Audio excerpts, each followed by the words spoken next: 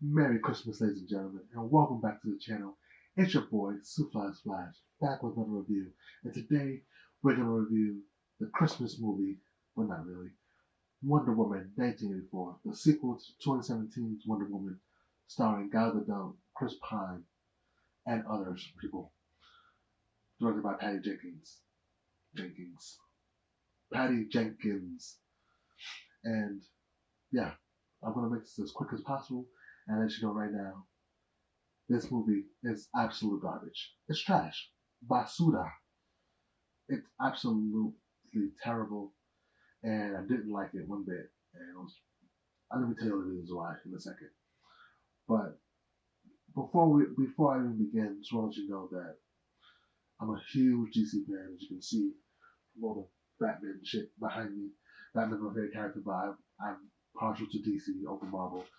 I love Wonder Woman 2017. I love the way they handled the character and the story and the fish out of water concept. And I think it was all pretty well done, even though the last 15 minutes of the movie was a little too video gamey for my like. But still enjoyed the movie, watched it a few times, and I loved it. Going into this movie, I was very confident. I didn't watch any trailers. Only things I knew was that Wonder Woman would wear a gold suit.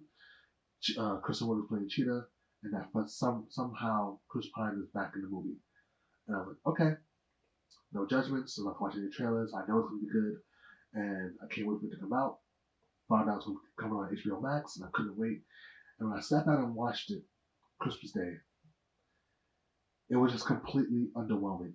I mean, I feel like nothing they did was done right, and even though I understand the message they were trying to convey, the execution left a sour taste in my mouth, and I just didn't like how the story went, and it could have been better in so many ways. Okay, let's get right into this review. There are many things I dislike with this movie. Number one is the long runtime. Movie clocks in about 2 hours and 31 minutes, and it could have been pared down to a good, crisp hour and 40 minutes. Like there's so much exposition and so much like filler in this movie. I feel like that it just makes the movie boring.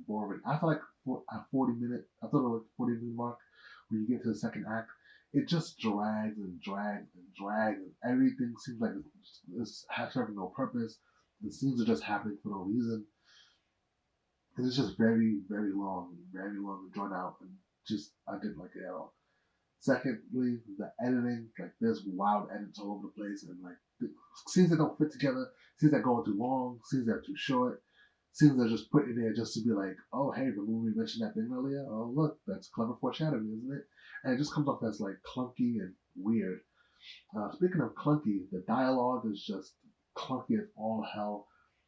It's just the weirdest thing. Like these humans are talking to each other as if AI built a program for human dialogue, and it's just so forced and weird. Something I noticed very early on is that things are just happen so conveniently for the story.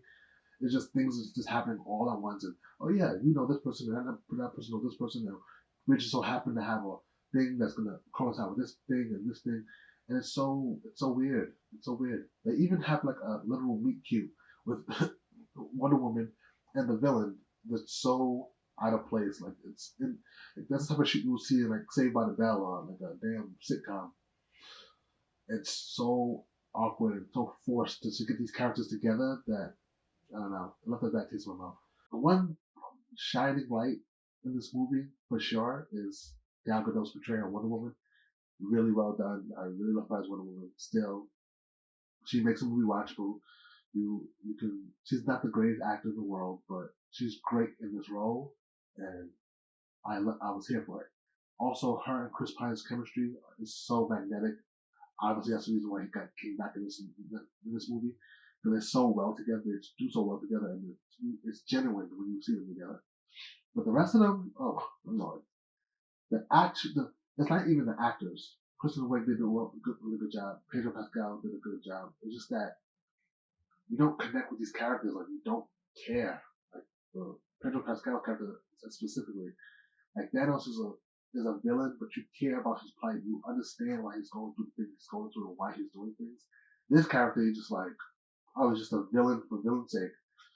When I was watching the movie, it felt like, and I said this to one of my friends, it felt like like it was like season 5 in the Wonder Woman TV show, and they started to run out of ideas. So it was like, oh look, this ancient artifact can do this, and look, we gotta stop the guy before he does this, and we gotta make sure we go on a 40-minute adventure just researching it.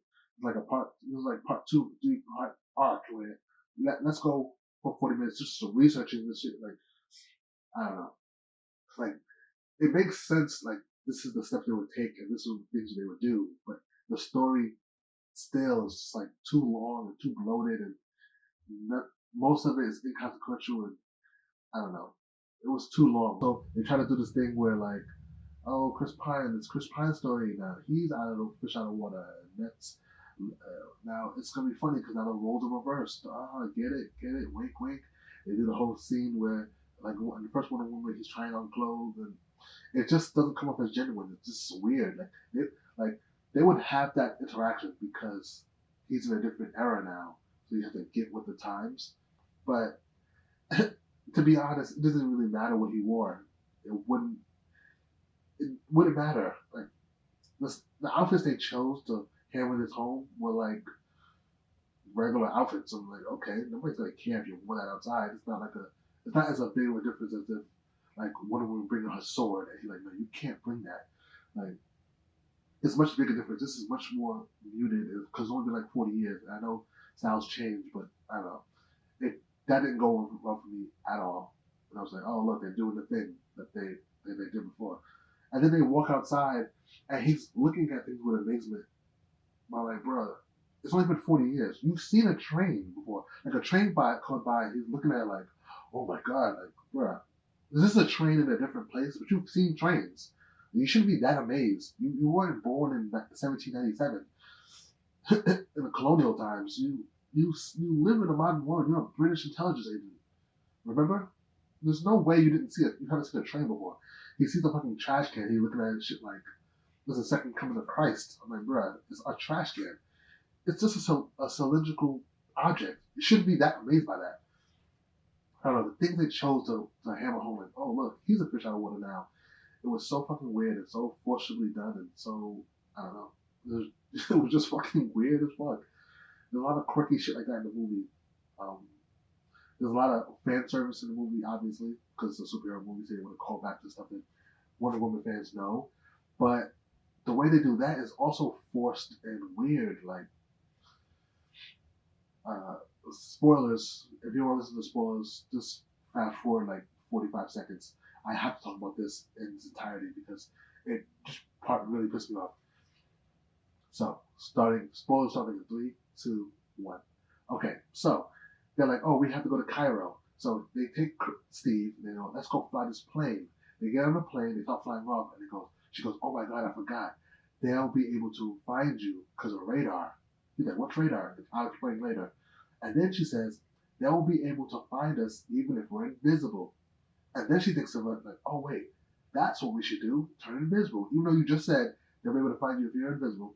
Whatever, go bypass that. She's like, have you ever made things invisible before?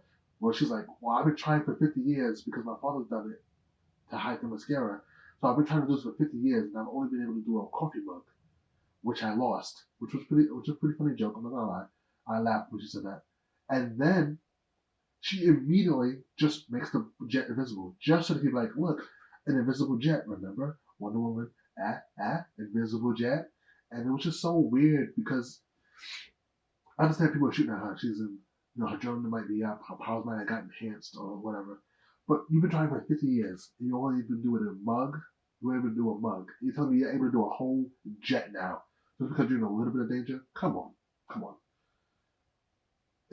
It's stuff like that where they introduce, spoilers over, there's stuff like that where they introduce a concept and they say, these are the rules. And then they just blatantly just disregard the rules altogether just for the story beats. And it was just weird. The fight with Cheetah, it was weird. Like, I don't even want to go into it, but there's two things that's weird.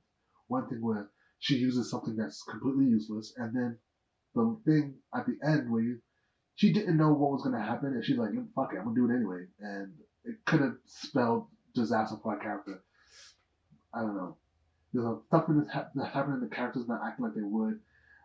There's a transformation that happens with Barbara the cheetah, and like it starts to make sense the further they go in, but they force all this conflict in her life to make it to hammer home the point that like I don't know, it's this whole movie just hammering shit in your head like, look, remember this, remember she couldn't do this.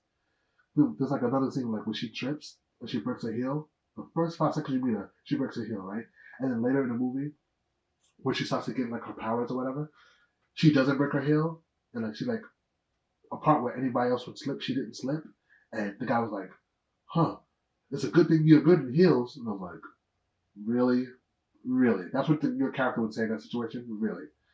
And it's just something like that. They're trying to force character advancement in you with the character saying a line. It's just so weird and clunky and forced. And the story wasn't sequenced correctly. It was edited poorly. The action scenes, most of them were dark, and I don't know. It just wasn't enjoyable. It was bland and went on for too long, and I just couldn't. Honestly, couldn't wait for it to be over. And speaking of being over, this review is now over. That's been my review of WW84. Like I said earlier, like, comment, subscribe, share the video with your family. Let me know what you thought of the movie, whether I'm wrong or based, or if you loved the movie, you enjoyed it. I just couldn't enjoy this one. I'm a big DC fan. I watch all the movies, and I like most of them for the most part. But this one, I just couldn't stand by, and it was so annoying. And I do not want to watch this movie again. They already greenlit Wonder Woman 3, so I have to watch that one to get my see if they redeem themselves. But this movie, I was waiting for it, and it just never redeemed itself. It just got more boring and lazy and nonsensical, and I'm just scratching my head the whole time. And I hope the third one's better because this movie ain't it. Yeah, so that's all I'm gonna say about that. I'll see you in the next video. Peace.